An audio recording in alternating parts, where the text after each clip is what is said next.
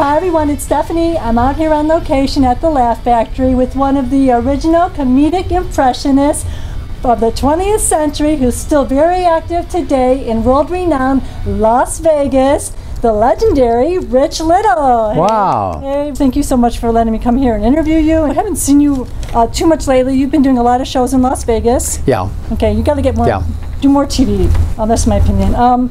I'm going to ask you some questions. So sure. Let me know. What would Ronald Reagan think of the current presidential candidates? Well, you take Donald Trump and Hillary Clinton. Somebody, please.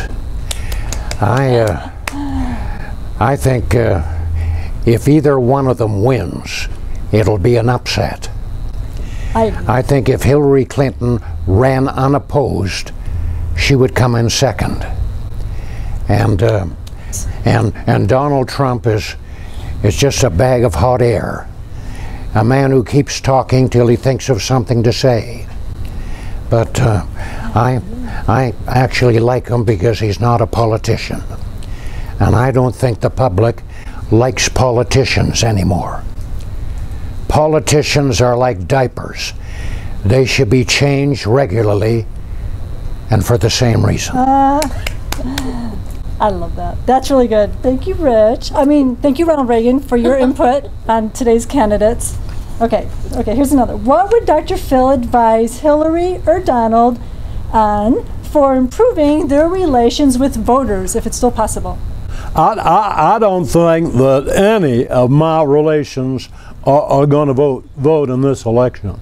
I don't think either one of them make a good candidate. I really don't. Dr. Phil.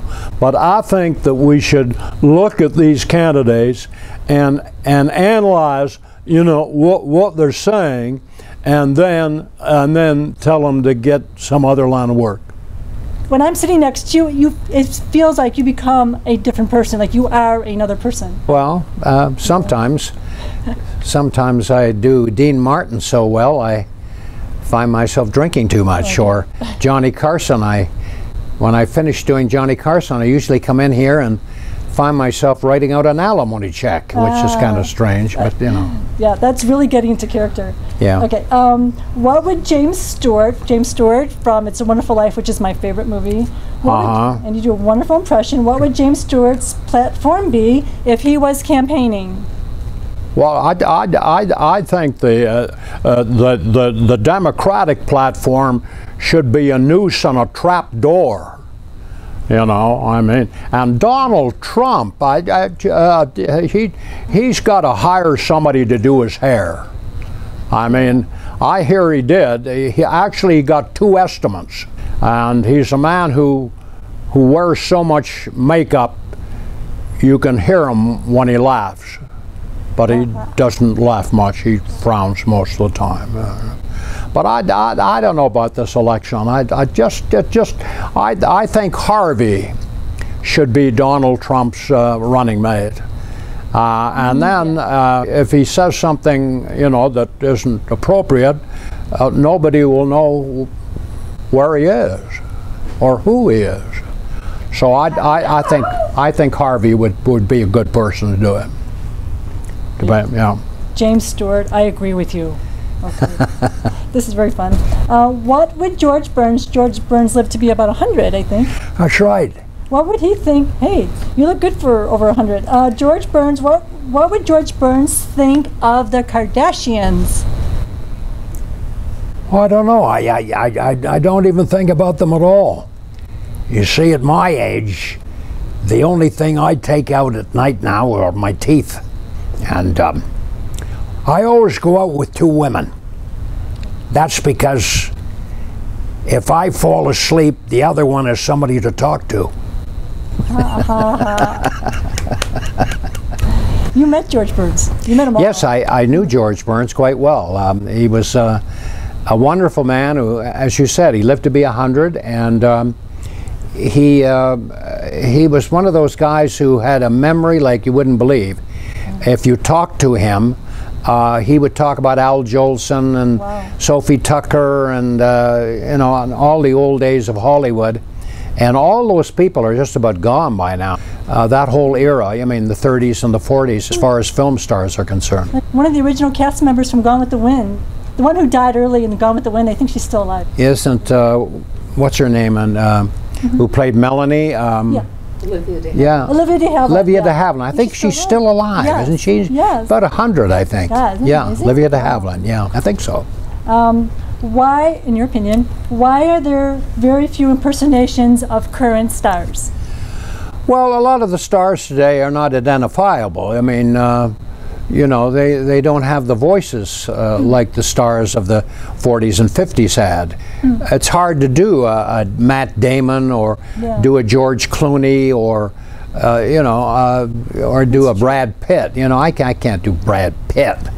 Frankly, I'd rather do Angelique Jolie, but that isn't going to happen. But they're harder to do because we just don't have voices like we used to. Clark Gable played Clark Gable all the time. Sure. Actors today play different parts, and so it's hard to identify them as one type of person anymore. On YouTube and at your show, you show some videos, and I think it's really cool that you did impressions of people in front of them and sometimes right next to them, like you did with James Stewart. Yeah. What was that like?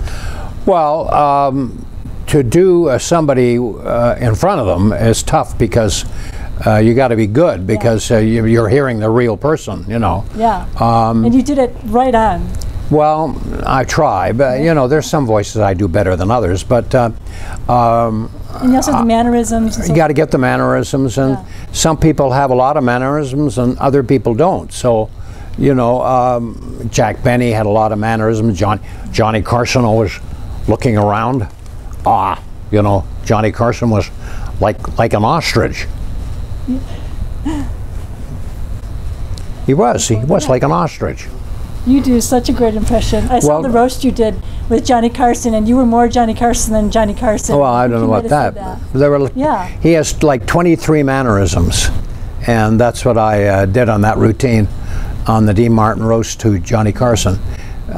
What they all mean, I just made it up, but it was a funny routine. It really worked. It was funny, and it was funny to see Johnny Carson because every time he would do something, he'd be like, "Oh, I can't do that." That's right. We'd be like, Yeah, that's right. If you're imitating them in front of them, they get very self-conscious. Because you had him down. And they don't. Usually, it's the hands. You know, people act with their hands a lot.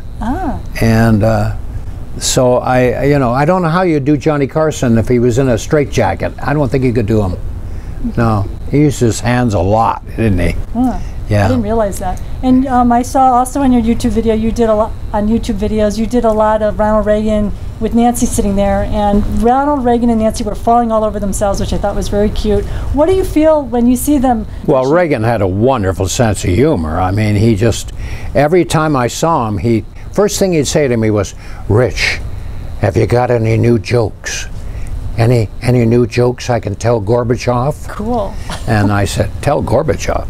Anyway, I would always come to the White House with some kind of a joke for him, and he would write it down. And I don't know whether he ever used it or not, but he was a man that liked humor, and he did a few impressions, actually, Ronald Reagan. I did not. One time at the White House, he did his impression of John Wayne, Jimmy Stewart, and Truman Capote. I couldn't believe that the president did an impression of Truman Capote. It was a funny moment because while he was doing his impression of Truman Capote, people around were going, "Gosh, what's wrong with him? Somebody call the hospital," you know.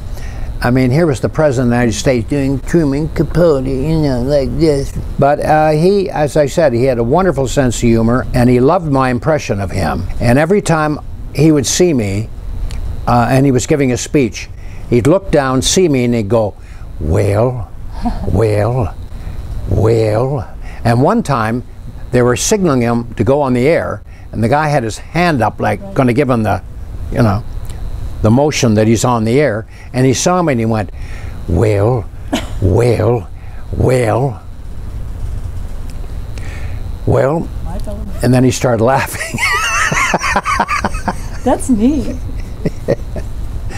I mean, he did start everything. You know what it was, that well thing that he did? It was kind of a stall thing. It was, you know, somebody asked you a question and you got to think about the answer. you know, you either say, could you repeat that, or you take a couple of beats. But Reagan would go, well, and while he's doing that, he's trying to think of the answer, you know. So it was kind of a stall thing that he did. I don't think he did it in any movies. I never saw him say, well, in any movies. One time he said to me, you know, Rich, I've been to the well once too often. You know? Yeah.